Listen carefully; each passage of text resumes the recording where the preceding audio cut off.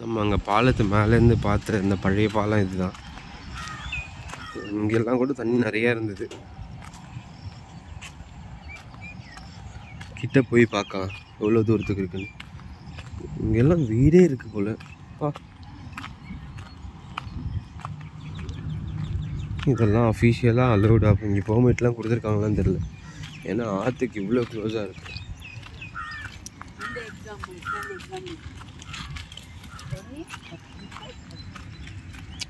இந்த கூரைக்கோட்டை பார்க்கும் போது தெரியுது இதில் முக்கால்வாசிக்கு தண்ணி ஓடி இருக்கு.